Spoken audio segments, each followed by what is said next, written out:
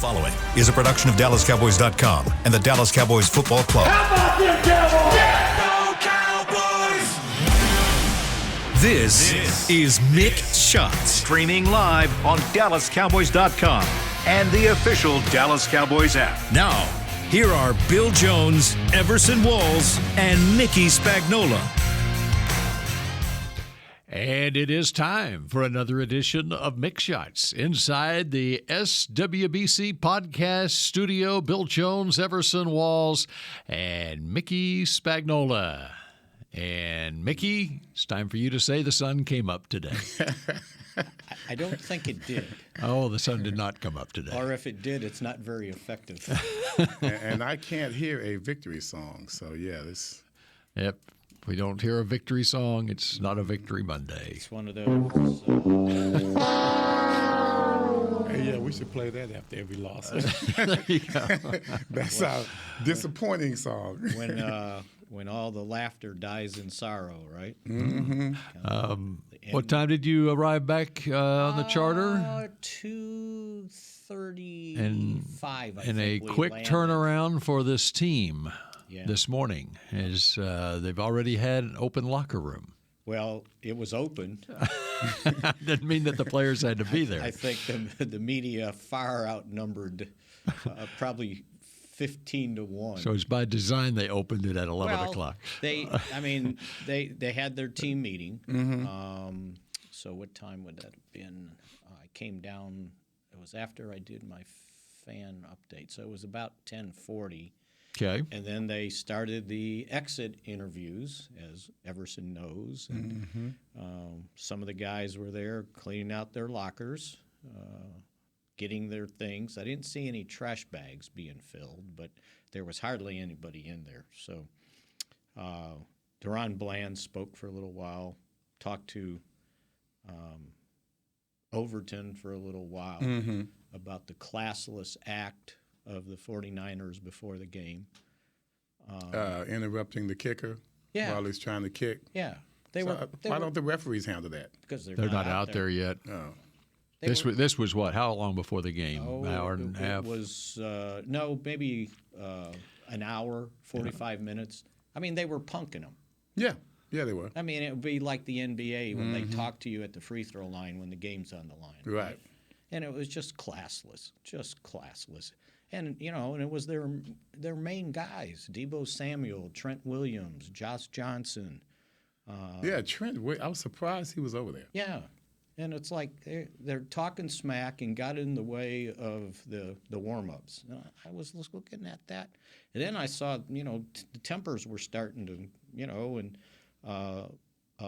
McQuaid, who's, on IR, he walked over there to try to settle things down. And I was sitting there talking to Cable, and I looked over there. I was watching it. You want to explain who Cable is? Cable's one of the Cowboys in-house security guys. Yeah, there you go. Yeah. And I said, Cable, I think they need some security over there. And he looked, and he goes, oh, and he kind of walked over there. And they finally got it's a routine. You do that, Both teams do it on either side of the 50-yard line. Yeah, they switch, right? And so I was just talking to Overton, and he said, I've never seen that in my career, that somebody tried to do that.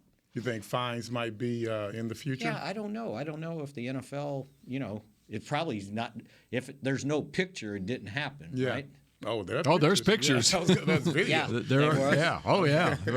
media from up in the press box were. Okay. Oh no, they were on it. Yeah, we saw the videos. Oh yeah. That was a lot of the pregame hype was about that. Yeah. All right, so anyway, let's get to the game. Before you move on, there are some people in the locker room, and I know it was the same way when I played. They know they're not going to be back. Yeah. Mm-hmm. Talking about this Monday after the end of the season. Monday after the end of the season, that if we would have, even if we would have, let's say we would have lost next week, be a different. Doesn't feel. matter how successful your season is. Yeah. There's. The guys that are on the guys one-year deals. One-year deals. Even if you're favored. you kind of know, and that's when the trash bags come out. I see what you were saying about the trash bag. Yeah. That's when they're not coming back. We're not leaving anything in our locker. So that's kind of a sad moment there. Well, and then there's a bunch of them that they may be back, but they don't know today whether they're going to be back or not. But the ones that know, they know. Yeah, and those are the ones that, they probably showed up even earlier than the media, and they got in and they got out. And they're probably thinking, hey, man, this is not my future. It reminds me of that Sunday when we found out the paper was closing.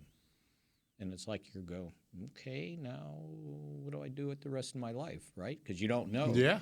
And I remember when we went down to the locker room and we waited till the end, most of the guys were gone, and we were just going to say something to Jimmy, right?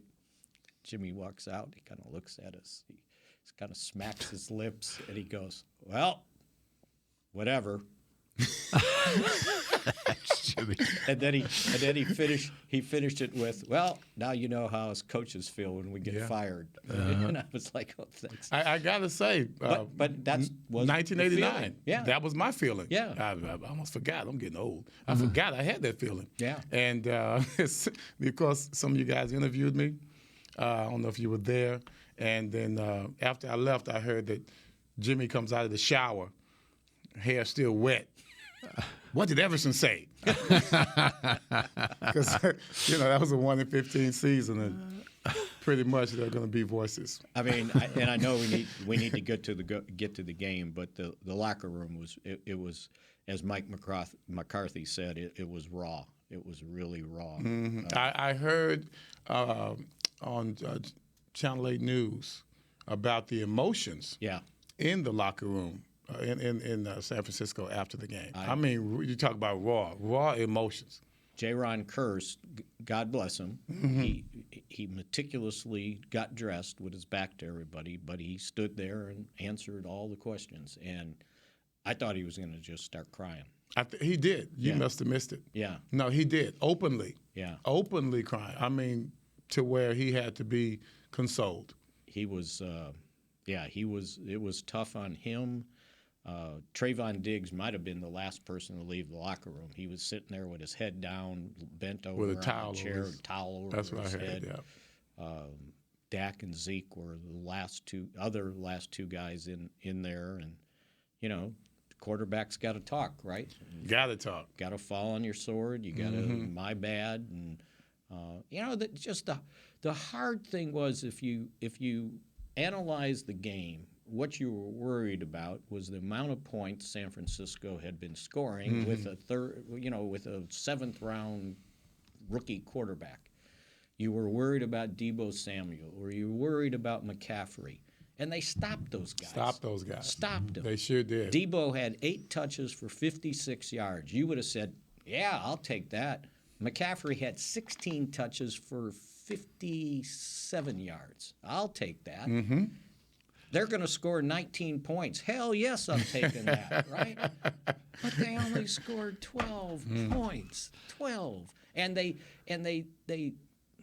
I almost said the wrong thing. They had opportunities that they just let them dribble down their leg. Yeah. And that's what I think really hurt. I didn't see any interviews after. I didn't see Dax, but having watched the game and being in his corner, still in his corner, but you just got there. These are the interceptions that he performed in this game. I don't think you can explain those away. Mm-hmm. You got team interceptions and you got bad QB interceptions. Those were 2 bad QB interceptions. And that is not what you need at this time when you're our guy and everything's on your shoulders. And like you said, that's the life of a quarterback. And this is one of those games where he did not play nearly up to the potential that he could play. I think he played worse this year than maybe in last year's game. Well, this one, but it was the same reason. The offensive line did not perform. And I know they only got 1 sack, but he was under duress. They were sending 5, 6. Their game plan basically is, we're going to control you. Yeah. See what else you can do, but you're not beating me. Right. And and it sort of worked. Now, that first interception, if you go back and look at it, Michael Gallup, stopped twice, like he was going to do a hitch. And then the ball was thrown, and then he kept going. And the DB just stood there and said, okay, I'll catch this. Well, there's 2 in a row, 2 games in a row, I believe it's 2 games in a row, where he tries to go to Gallup, and you got to fight for that ball as a wide receiver. You got to fight for that ball. He was still going backwards. Yeah, he was going the other way. The DB ran the route. Yeah. And I don't know if that has anything to do with his knee. But or is that a route where there's a side adjustment where he needed to run a comeback and he didn't, and the quarterback thought he was? I don't know. No, Yeah. what I saw was the DB ran the route. He out-hustled him for the ball. That's all I saw. I mean, whatever the route was, the DB finished it. And Gallup was out-fought for the ball. But he kept going. Well, yeah, he knocked him back. The DB actually came in, if I'm not mistaken, he fought for that. That's why he went backwards, because the DB fought to get in front of him. And that's the second time, I think it happened last game, to where, still Dak's fault. But, man, at least go for the knockdown, be somewhere to where you can stop the DB from getting the ball. And like I said, I don't think his knee. I don't think that had anything. But he's run better routes in the past. I know. His curl routes are not where they should be, whether it's grass or turf. And once again, that was all Dak's fault. If you're going to throw that ball somewhere, it can't be high. It's got to be somewhere low to where no one can get it. But when you start talking about these side adjustments, you got to trust your quarterback. You got to trust your wide receiver. And at this point, they don't have a good connection. And then the second one, that was Dak. He tried to thread a needle that he didn't need to. And he had 2 more that they could have easily picked off. And the ball got another tip ball. Yeah. Right? And it goes – because when I saw it – well, it should have been clean interception in the beginning. Yeah. Right. Yeah. And then it was like, well, wait a minute. The guy that intercepted it's not running with the ball, because I thought Ward had it. Yes. And he tipped it and goes right to the linebacker. And here's the thing on both of them. You look at the situation, okay? 2nd and 2. Well, on the second one. The first one was 3rd and 9. Yeah. Right. Okay? It gets back to what Parcells always used to say. A punt's not necessarily a bad play, and especially early in a game like that. You're 3rd and 9, okay? What are the percentages of converting 3rd Against and 9? the best defense in the NFL. Yeah, there you go.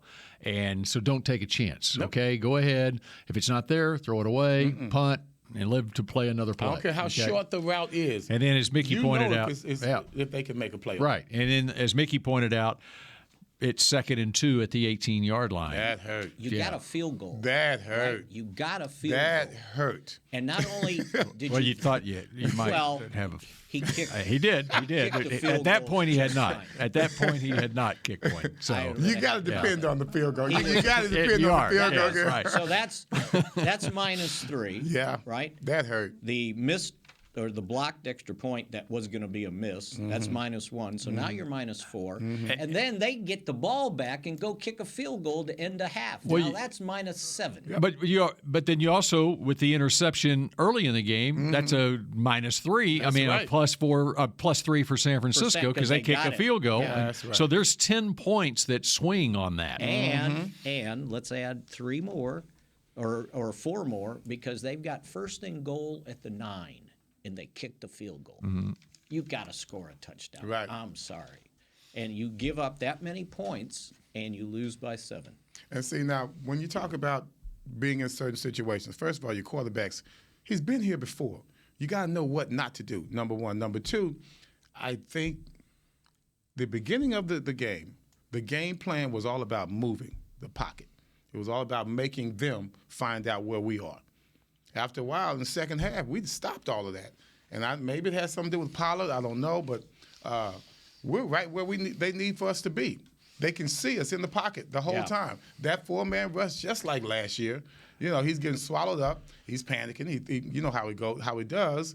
When he gets in that panic, he tries to make too much happen, and it ends up being a horrible play. And that, to me, if you're going to keep the game plan, keep the game plan. We never moved the pocket in the second half. Yes, you did. Did we? Yeah. With 45 seconds left in the game. Left. 45 seconds They left. almost At Armstead. I heard somebody say, were they on purpose trying to take a safety? But you know what they did? When they rolled him out like that, that was all planned because Biotish, after he snapped the ball, he made a beeline to his right and he turned around like he was ready to block anybody coming that way. Yeah. Well, they forgot Armstead. Yeah. What's funny about that is both of us at the same time. Yep, they did one time.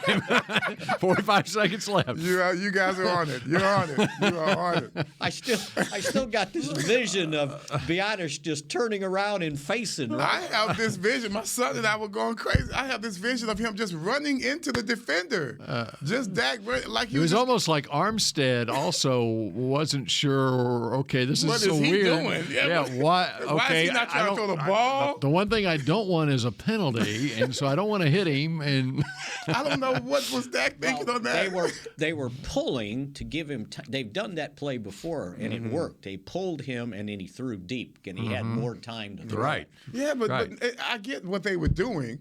But what the hell was he doing is what I'm asking. Well, because he didn't expect that guy to I be think there. he just I don't know. He just got mad because no one was open and I'm having such a bad game. Maybe just run into somebody. I forget there might be a safety on the 1 yard. What was he? Was he in the end zone? He was in the end zone. That was crazy. It could have been a safety. I don't understand that. That was very odd. Which would have made it 21-12. No, there's no strategic reason for taking a safety at all. Like, man, he just got frustrated within the play. Doing the running of the fortunately, he figured out to just throw the damn thing away. Yeah, duh. By time, He finally figured throw it away. You have to figure that out? This ain't working. Needed to figure that out on 3rd and 9 in the first quarter. That's right. All right, we're just getting started here. The two biggest plays of the game. Think about that during the break. What were the two biggest plays of the game when we come back here on Mick Shots? The Medal of Honor is our country's highest military award for valor in combat. More than 40 million individuals have served in the armed forces since the Civil War. Fewer than 4,000 have received the Medal of Honor. The National Medal of Honor Museum will be a place to preserve these legacies and inspire America. It's being built right next door to the Dallas Cowboys in Texas. Help us honor our country's greatest heroes. Learn more and get involved at mohmuseum.org. We paid how much for those lessons? Shh, she's doing great. Oh, yeah, totally. Can you pass me a Pepsi Zero Sugar? Great job, honey! Oh, look at that. That's not the end. No way. Now it's time for the encore. You know what? You're right. 5 times? Not enough times. For everyone who traded in rock concerts for their kids' recitals, you've compromised enough. Pepsi Zero Sugar. That's what I like. Nobody protects you from mayhem like Allstate. You hear that? I'm a torrential downpour. Torrential? What's that even mean? It means you can't see out of your windshield. And if you have the wrong car insurance, you might have to make it rain to fix your bumper. So switch to Allstate, save money, and be better protected from mayhem, like me. Based on coverage and limits selected. Subject to terms, conditions, and availability. In most states, prices vary based on how you buy. Allstate Bar and Casualty Insurance Company and affiliates, Northbrook, Illinois. What do you call a group of grown men and women with their faces painted silver and blue who get together every week to share a 3-hour-long ritual of jumping, singing, and toasting Miller Lite in 10-gallon hats while yelling, "How about them Cowboys?" You call it Miller Time in Dallas. Here's to the Cowboys. Here's to the original light beer. It's Miller Time. Celebrate responsibly. 2021 Miller Brewing Company, Fort Worth, Texas. Back to Mick Shots.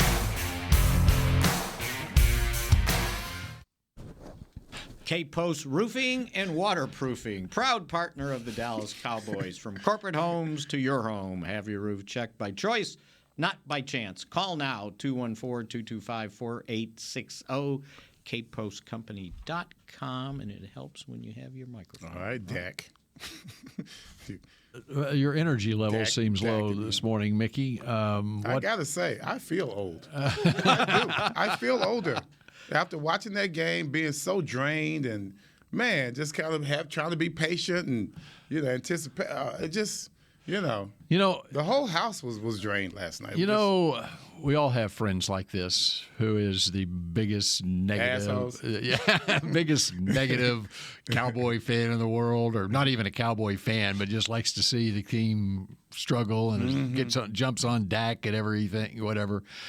One of my friends, he actually texted last night, said, "Hey, Bill, I think the Cowboys actually played a pretty decent game. Came up short, but they did play good." I mean, and for him to say that it's like because normally he's the one that those guys, they can't do anything, whatever. My business partner is from Oakland, but he's a 49er fan. And, man, he called out last night after the game. And I was like, oh, he's going to be talking trash. And he was impressed, especially with the defense. And I talked to this friend this morning driving out here, and he's like, you know what? It was a slugfest, back and forth. That was old school. Yeah. That was old And he said, I actually really enjoyed. Now, there's going to be mistakes that are made, but I actually really enjoyed just watching two good teams just slug it out all because night, of the two good defenses. Yeah. And we matched their defense blow for blow. And I think San Francisco is going to be a little nervous now because I think we've shown the Eagles how to do it. And Purdy looked like a backup quarterback trying to win a game. Well, and, the defensive front, I know they only, sack them twice? But they had him on the run most of the time. And in the first half, stopping the run like crazy. I mean, McCaffrey at halftime had 5 carries for 8 yards. They had 28 yards rushing with 5:58 to go in the third. They finished with 113. Right. They had a 6-minute drive and an 8-minute drive the last 20 minutes of the game. It started to leak a little. But what they did was they were playing, and I don't know if you can see it on TV, but for the majority of the rest of the game, they were in 2 wide receivers, and it was either 2 tight ends or it was 2 running backs, meaning they had a fullback in there. And sometimes it was 3 because they lined Debo up as a 2 running backs, and then Juszczyk, is that how you say it? A lot of times he's not lined up as a fullback; he's lined up as a tight end. Right. Yes. Yeah, and so now it's like three tight ends out there, but you gotta honor him because they could throw it to him, right? The Cowboys never handled that very well, and they didn't adjust that fourth quarter where they were still playing with 3 safeties out there. Give me another linebacker, please. Well, I thought, and not even going to the biggest plays yet, but I thought that the pass coverage down the stretch. No, it was real good. Well, I thought it could have been smarter when they kept letting them inside. Well, I've talked about this so much. I know, and we did last week, right? I was watching for a little bit. Isaiah had his pad, and he was going over the plays, and he goes, "Look at this! Look at this!"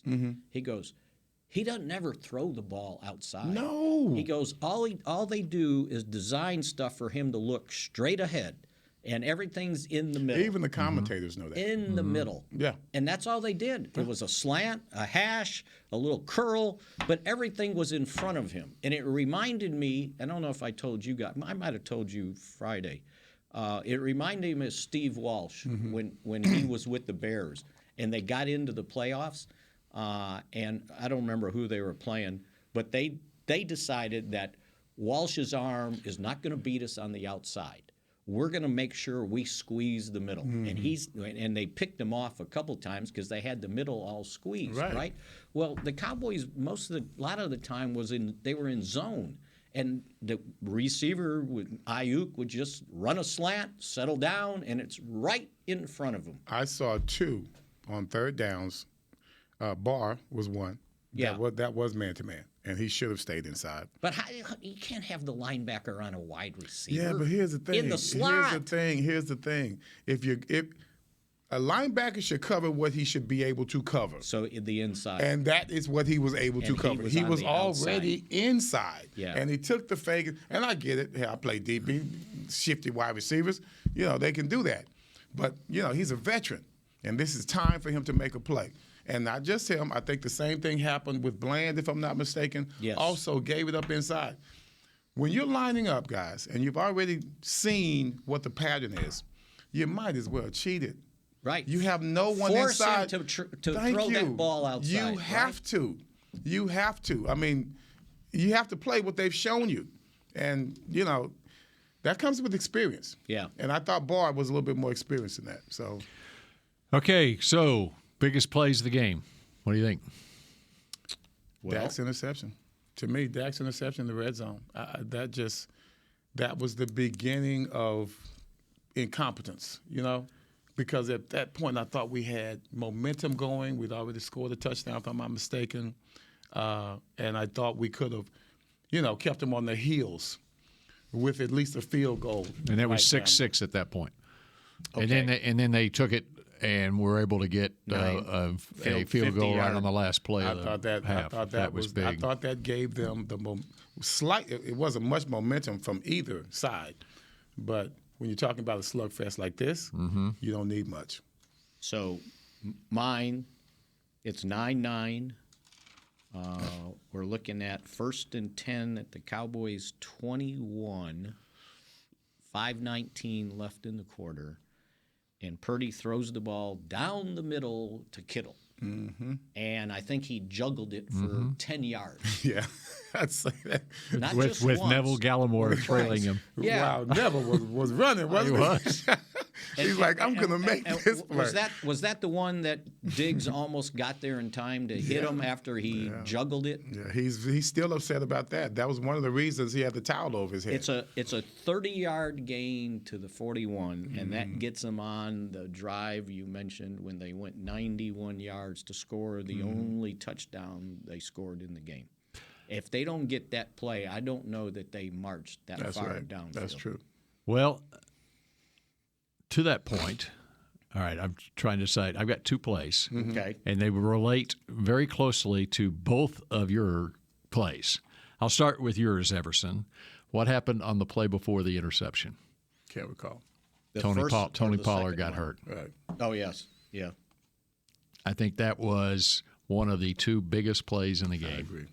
Because without Pollard in the second half, the offense was not the same. And they tried to get it to CD as much as possible, but as far as explosive players on this team, you took one of the two away. And a guy that they had to respect the run, right? Because they knew if they give him a sliver, he they had to respect him on the pass as well. Right. If he were to leak out, right. He's definitely more dangerous in open field than Zeke would be. Which, by the way, he suffered a fractured left fibula. I heard. Surgery. He's got to have surgery, and they got to check the ankle because they think there could be ligament damage there. So the same as Dak? No, because Dak's was his fracture was down by the ankle. This one was like halfway up the shin. Is he going to be okay? I mean, you're talking eventually, here. But I mean, will he be able to play again? Kind of injury. I think he can. Yeah, but obviously he's a free agent to be. That's what I was just getting ready to say. That's the worst. That's the worst. You're playing on that last year of your contract. You get and go into free agency. We'll see. We would have seen what teams thought of him by what they would have offered. Well, you would have seen what next year would look like if he would play for us. Yeah, because he had the majority of the plays in the game from the beginning until he got hurt. And now, do you sign him if teams back off on him? You never know, right? You sign him to a 1-year prove-it deal that you're healthy and you're good to go. Now, a fractured bone, it'll heal in 6 weeks. But can you perform? But yeah, the same. And you're going into free agency in a month and a half, 2 months, and you may not be able to do anything for anybody, right? I don't know if he'll be ready for next season. I mean they're saying 3 to 4 months. That's it. Recovery time. Now, depending on the ligament in the ankle, that's they don't know about that yet. Yeah. But again, as far as I think that's coming back from the surgery, whatever. Right, and 3 to 4 months, free agency starts. Yeah. Now, all right. The Cowboys. You had a second play. the Cowboys could always say, okay, give you a 1-year prove-it deal to reestablish your market value. We'll see what happens there, though. But that was huge that he got hurt. And I'll discuss the other aspect of that play here in a second. The other play relating to your drive there, Mickey, was all right. The Cowboys on the previous possession, the Cowboys started at their own 9-yard line, and first play was the CD 46-yard catch that got the Cowboys to midfield. Same spot that San Francisco got to with their 30-yarder to Kittle. Cowboys weren't able to move the ball and punted the ball away to San Francisco. San Francisco takes over at their own 9, and then on the second, third play of that possession is the 30-yard pass to Kittle. Now they get it all the way down to the 20-yard line, 3rd and 8. DeMarcus Lawrence gets the sack. Penalty. Hold on Donovan Wilson on George Kittle. Good call. It was a good call because Kittle, the savvy tight end, was able to sell that call. And he knew going into that play, with that situation, 3rd and 8, you got a rookie quarterback. Instead of a rookie quarterback having to execute a play to convert this 3rd and 8 play, run into that safety, a physical safety, and Donovan Wilson make contact. He makes contact with you. He's got his hands on you. You flail away. You get in the call. There's a difference in the positioning of the DB, though. If you, I'm not taking Donovan Wilson out of the. I mean, he needs to be aware this is what this veteran tight end is trying to do to you. Even if he doesn't figure that out, if you just play regular man to man, the reason it was called was because he got behind the receiver. No, he was in front of him. When he called it, when he was flailing, it's because he had gotten by him and looked like Wilson was grabbing him from the side. Yeah, but the back judge should have seen the whole play, right? Because he ran into him, and then by time it finished, he spun around and he was behind him. And but he didn't hold him. Kittle knew exactly what he was doing on that. So my other question on that is, did that occur before the sack? Because the guy that threw the flag could not see when the sack occurred. It occurred before the sack. That's why it was just a 5-yard penalty. Yeah, I know. And they called but how did they know that? Yeah. Did they go back and look at it? I don't recall how long they discussed it. Because the head referee is not looking that far downfield, right? He's looking at the quarterback. Right. So who decided that the sack hadn't already occurred? That was my question on that. So anyway, because they announced it. Yeah. That the sack happened after the hold. Right. Oh, yeah? Your favor of a replay review on that, yeah, huh? I'd like to see. That's like those delay a game snaps, right? And they call it they don't call it. And right. It's like, okay, that guy's not watching the clock. Right. He's watching the clock. Did he see the snap? Right? Can't see both. So anyway, I credit Kittle. Right. I credit Kittle You're right. for being smart enough, savvy enough to understand that he's going to get this call. If he gets into Wilson's kitchen, okay, and then he's going past him and they've made contact, if he just kind of slows down his route and flails his arms, he's getting that call. And being George Kittle. I think that's a bigger play than even the 30-yarder. Because the Cowboys got to midfield previously and couldn't do anything beyond that. Right. And that's a 3rd and 8 play. They're kicking a field goal from 45 yards or whatever with the sack tacked in. And it's only a 12-9 game if they make that field goal instead of a 16-9 game. So and to emphasize your point, so there was a delay in the game after that. I can't remember what delayed it, but Wilson went and talked to the back judge, and then he went and talked to the head referee, and they had there was a timeout in there somewhere, and he had a long discussion with both of them, and you can see he was telling them what happened. And because if you look at the replay, I really don't think Wilson had his hands on him, holding him. He had his hands in that area where it looked like it. Yeah. But Kittle is smart enough to know, and knowing the situation, we're getting a first down here without even having to make a play. Because initially it was almost like they were having a tough time getting first down. He was protecting himself. Game, he was almost protecting himself when the guy was getting ready to run into him, so he put his hands up. Right. So anyway, those are my two plays, and so it would have been. It was 3rd and 9.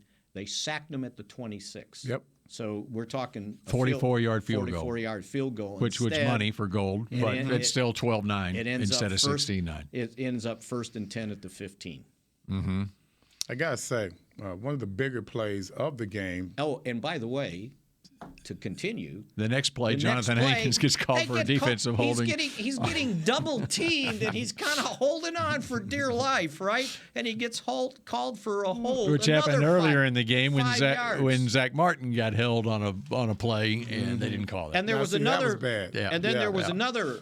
So they had 15 yards in penalties because the first play of that drive. D-Law jumps off sides, right? So 5 yards. That was the first play. 1st and 5 now, right? So they had 15 yards of penalties on that drive. All right. We have about 9 minutes left of Mick Shots and more to get to when we come back in a moment. We paid how much for those lessons? Shh. She's doing great. Oh, yeah, totally. Can you pass me a Pepsi Zero Sugar? Great job, honey!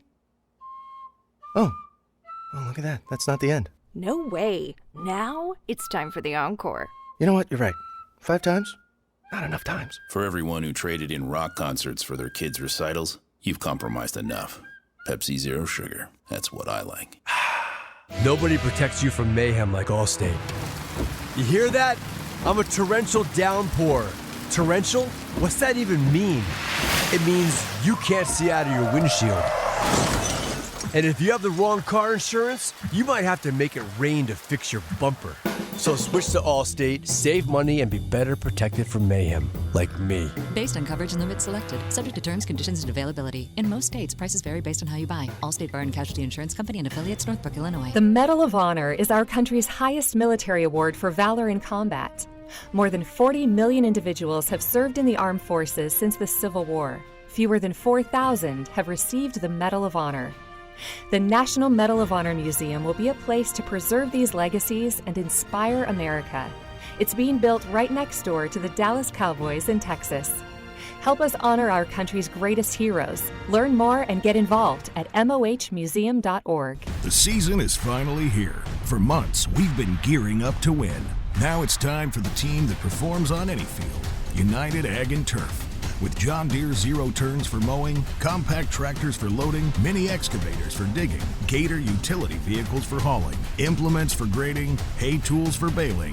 United Ag and Turf, for winning.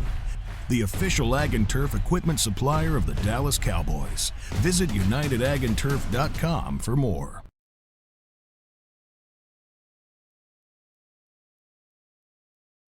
Back to Mick Shots.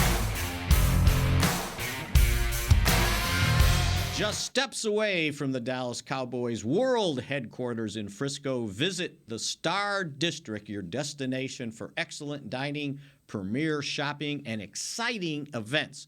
Visit stardistrict.com for more information. And isn't that ironic that we call this Frisco? They have a bar in Frisco that caters to 49er fans. Oh, really? Yes, that's where my business partner saw the game, and that's where he watches all the 49er games. So it's somewhere in Frisco, right? Okay, what do you want to get to in our final 5 minutes or so? I got to say something. Okay. That pass to, first of all, C.D. Lamb is a baller. I mean, he's the guy between he and Turpin, and D-Law. I thought DeMarcus Lawrence, those three guys played an exceptional game, especially during losing situation. The deep pass to C.D. Lamb, the one, I mean, come on, the deep pass. Oh, yeah. This is one of the better catches I've seen. Right. I mean, he hits the ground. The guy's hands, I've never shaken his hand. His hands long. Yes. He's got big hands. He's got big hands. He's got those fingers go forever. That's why he was able to just hold on to that ball as he rolled over. That pass, guys, has got to be on time. If that pass is anywhere on time, CD just might get at least another 20 yards, if not outrun the safety for a touchdown. Those are things yesterday. That's what championship is all about. That's what playoffs is all about.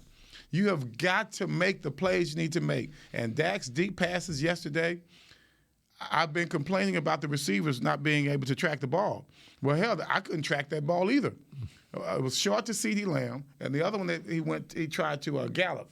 That was just a bad call. And I'm not giving him an excuse, but the wind was kind of weird. That is what I could see. You could see that. It was. You could see that. It started the game. I looked on my phone. It started the game at like 7 or 8 miles an hour. Yeah. But it was gusting to 50. Yes, they talked about that. And there was some confusion on the toss. Yeah. Like McCarthy was all upset about something, and I'm not sure what happened.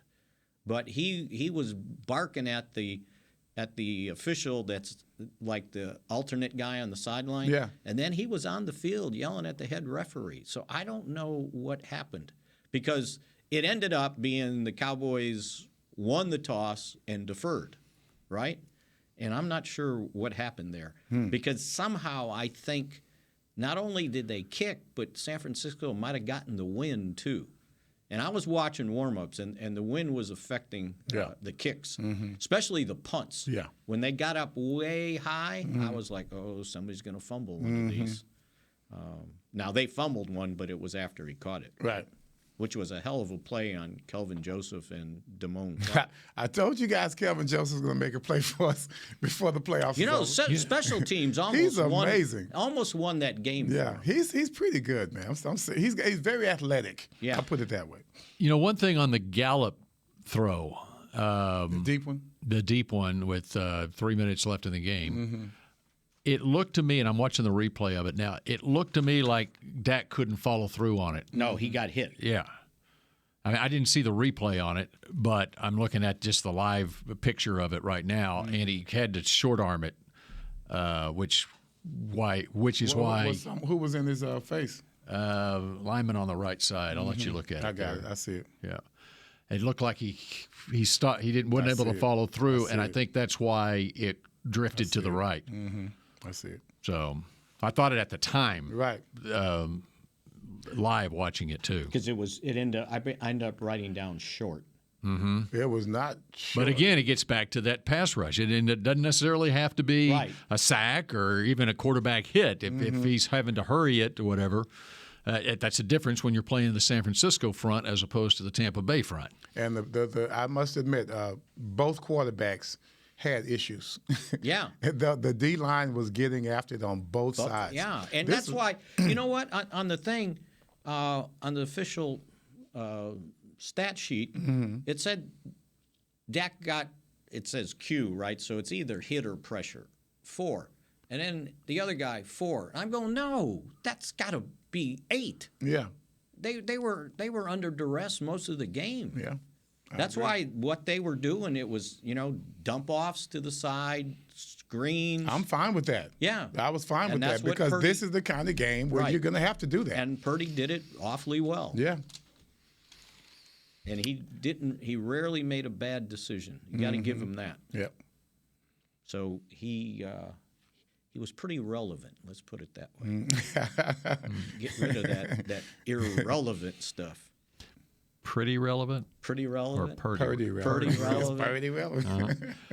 All right, tomorrow I want to discuss the tackle on Tony Pollard. We don't have time to get into it right now. Yes. And as we mentioned, it was such a big play in the game, and we'll turn our attention towards the offseason as well as the week goes on here. And because there's a lot of players that, as Everson said, maybe walking out that door for the last time. With a trash bag. And then a lot of decisions that have to be made as far as this roster is concerned. And a bunch of guys that are going to be unrestricted. A bunch of them. And some of them pretty significant, too. Yes, they are. I mean, and I don't know if Barr was a rental linebacker just for this season, but he was on a 1-year. How about Leighton Vander Esch? Vander Esch on the last year. And once again, by the way, He had double-digit tackles.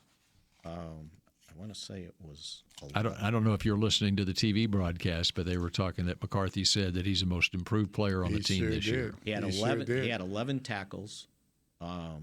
Bland had 10, but many of those were the guy he was covering caught him. Wilson had 8, and he's a free agent, by the way. Mm-hmm. And Lawrence, that you already mentioned, he really balled out. But that means in last year in the San Francisco game when they got beat, Van Der Esch had 13 tackles. 13.